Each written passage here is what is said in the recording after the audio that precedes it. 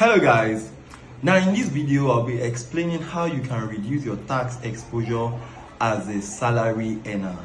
This means how can you reduce how much tax you are paying as someone who earns salary. There are legal ways that you can do this, and that's what I'll be explaining in this video. And of course, it is based on the previous video where I spoke about tax deductible. So if you have not seen that video, you should try and check it, where you understand what tax deductibles are and how they function. Now in this video, I'll just be building on what I already said in that particular video. Now, if you earn 2 million naira, for example, and you are not, there are no items that are tax deductibles in your books. If you are not doing anything like health insurance, no life insurance, no pension, no plan for the National Housing Fund scheme and all of that, and then you are not getting the relief, the rent relief, what it means is that from that your 2 million naira, the first 800,000 naira is not taxed at all.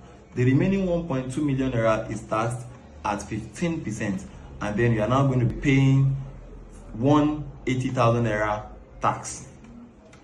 As against, if you choose that you are contributing 100,000 naira for pension, 100,000 naira for life insurance as a premium, 100,000 naira for health insurance, 100,000 naira for the National Housing Fund, and then let's assume that your rent is 1 million naira on an annual basis, and then 20% of that 1 million naira is what you are getting as relief.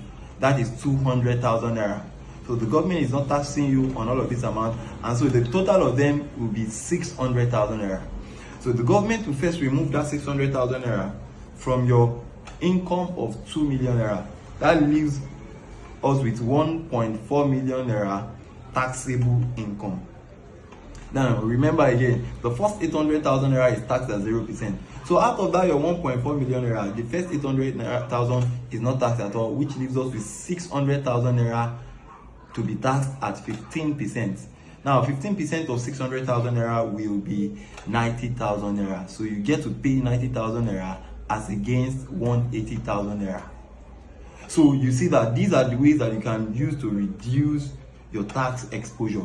If you already are doing any of these contributions, you can meet your HR and tell them that you want to increase the amount you are paying so that the tax you are supposed to pay gets reduced. So instead of you to be pumping that lump sum into tax, you can be using it, for yourself. You can increase your voluntary contributions towards these things. So take your rent receipts,